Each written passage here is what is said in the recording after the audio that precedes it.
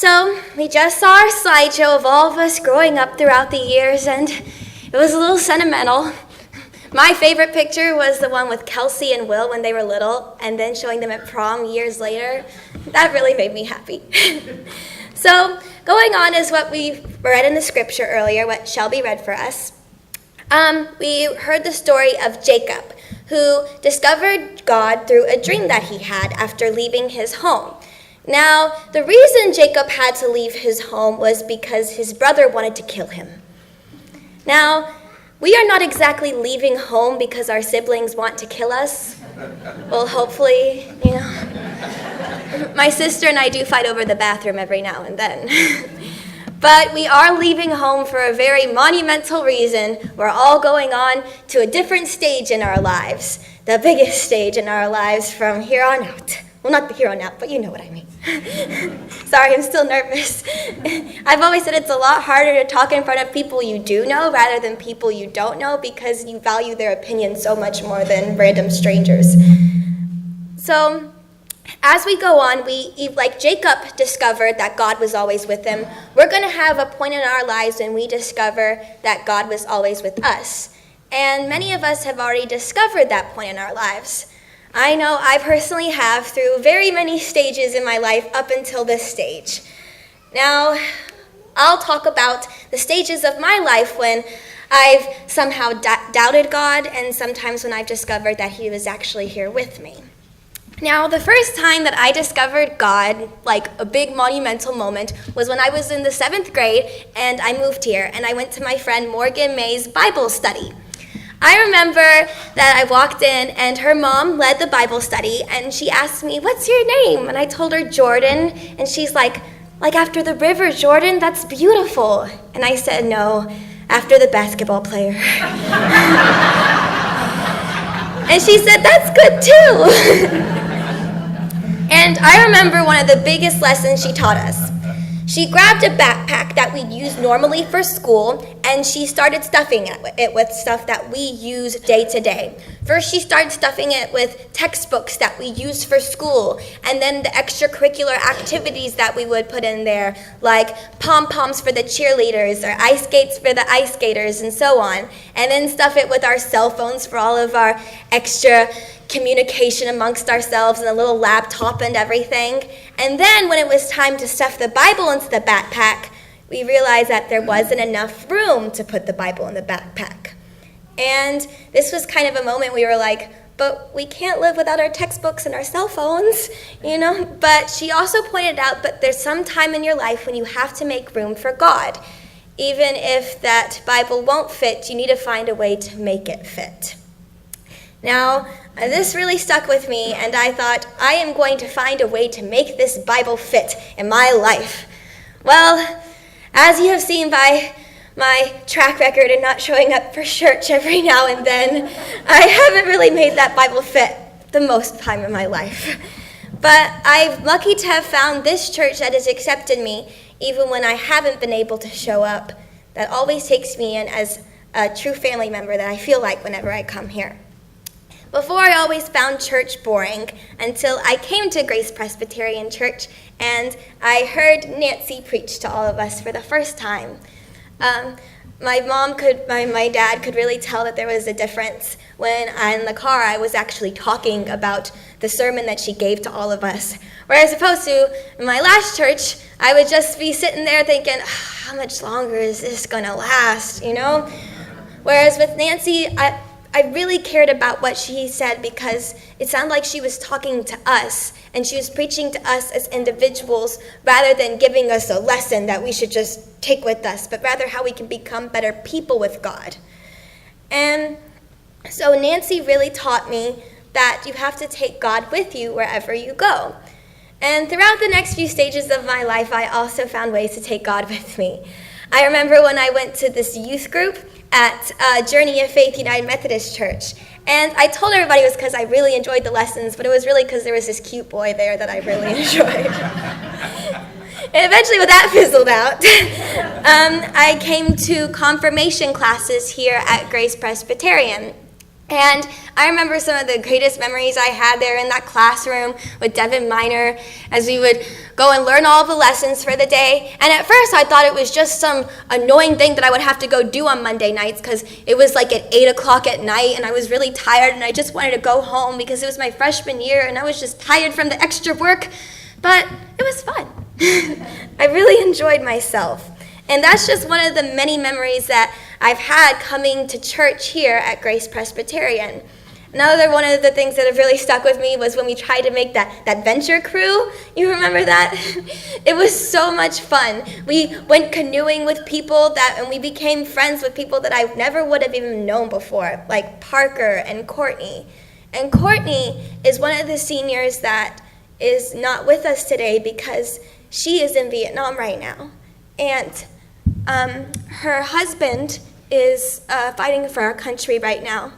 And I think that even though she's not here with us, that she should also be honored because she is a very important part of this church. She even had Nancy at her church, and she's one of the most important people to me, even though I barely even see her anymore. So she's also someone who really made an impact at this church while she was here and a very important senior. Throughout my time at Grace, I've also doubted God at points. After 9th grade confirmation, I went to church, but in the 10th grade, something happened in my life. I was diagnosed with rheumatoid arthritis. And it was a time in my life when I was kind of thinking, God, why did you have to do this to me? You know? I couldn't walk. The doctors didn't know what was wrong with me. They at first thought I was having muscle spasms, but then we slowly began to realize it was something bigger than that. And I really questioned if God was really looking out for me and if he really cared about me when he just dropped this bomb on my life. Just felt like my energy was gone and I had become an old person at 15. But then I came to the realization that God had put it in my life because he wanted to make me a stronger person.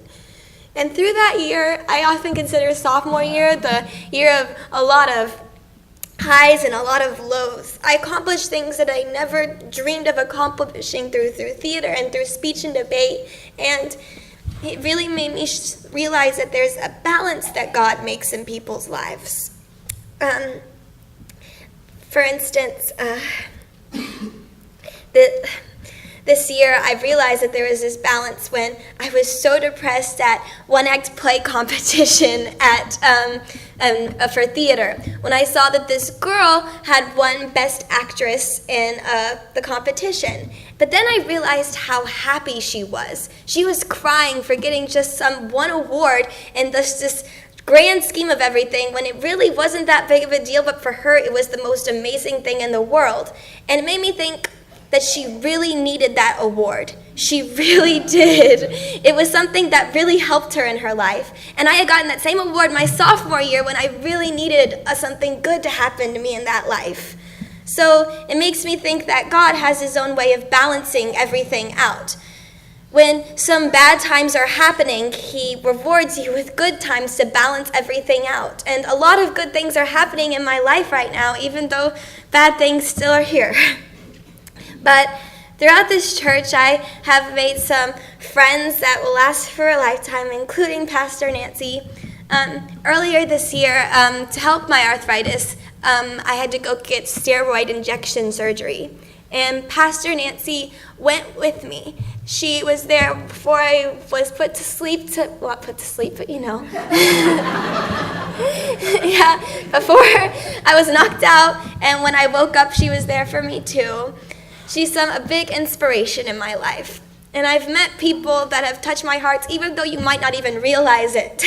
Shelby, I think that you're one of the coolest people I've ever met. Every time I think of Shelby Granger, I think, she's so cool. And Aubrey, where is Aubrey? Oh, she's with the kids. Well, later you should tell her that she is such a nice person. And I really have appreciated knowing her. And she is a beautiful dancer. Kelsey, you are one of the sweetest people I have ever met in my entire life. Every time I talk to Kelsey, she's always smiling, and she knows it's because God has blessed her with so many things in her life. And she's like the advocate for Christianity at my school, and that's a great thing, a really great thing. And I've never even talked to Tyler before, but hello.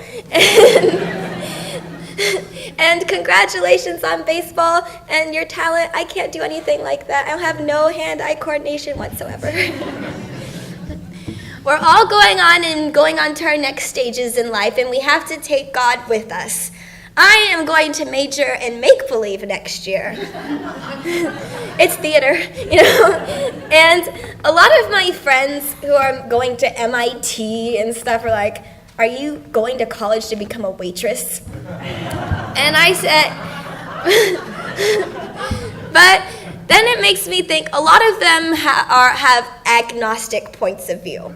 And a lot of them believe, well, I'm going to be an engineer because it makes money, and I'm going to have a beneficial life while I'm living in it. But they don't have some type of higher power that they believe in that knows that somebody's looking out for them. And I feel like God is looking out for me as I pursue my dreams, and if they don't work out, then hey, that's just God's idea of what should go down, I've made so many connections with these people. I've even met my future in-laws. I promised Miss Marinas, you're going to be my future mother-in-law one day. Because I love the Marinas so much. I keep telling Will I'm either going to marry him or I'm going to marry Clay, but Will's been being mean to me for these past few weeks. He keeps calling me weak. He told me that he keeps telling me, I bet you can't lift a chair above your head. Constantly, all the time. So Clay, if I ask you out in 10 years, I'm just letting you know I'm not being creepy. Maybe a little bit, I'm sorry. Okay, so we can have a double wedding, Kelsey. It'll be perfect. Sorry, making plans without you. Sorry, my bad. Anyways, I just wanted to thank this church personally for helping me realize that God is always there with me. And I realized that in this sermon, I'm supposed to be giving a message, and I'm kind of rambling a bit. But as I was trying to write this down, I kept backspacing constantly because I didn't exactly know how to express my feelings and how much you guys have meant to me. And how weird it is going on to a different stage in my life without you, even though I haven't attended as much as I'd like to. But you would be proud, Pastor Nancy, that I looked up a Presbyterian church at UT, and so I'm going to try to go there every Sunday, I promise. And it starts at a later time. It starts at 11. I think it's because they know college kids are going to be partying all Saturday night. But not you. No, don't worry about that. So, I encourage all of the seniors that are graduating in, less than a week. Wow, less than a week. Okay. And to go on with the idea that God is always with you. Even if you might not be able to attend church or every week or fit the Bible in your backpack or go to all of your Sunday school classes, God is always looking out for you no matter where you go, as long as you believe what Jesus did for us and his love that he made for us, as Jacob discovered when he realized that God was with him through his dream. So thank you, Grace, for everything that you have done for me and for all of the seniors, and I will miss you very much, and I think now we should pray. Dear Lord, please help the seniors go on with as much positivity and faith in these next few months as we'll be finishing our last few months as children and moving on up to adults. And may God be with us, whether we're going to Corpus, whether we're going to Austin, whether we're going to Oklahoma, wherever you may be with us. And even for Courtney out in Vietnam, who is probably facing the most scary and difficult journey that anyone could ever imagine. Thank you for all the lessons you have taught us in this time of a development. and may our growth continue. Amen.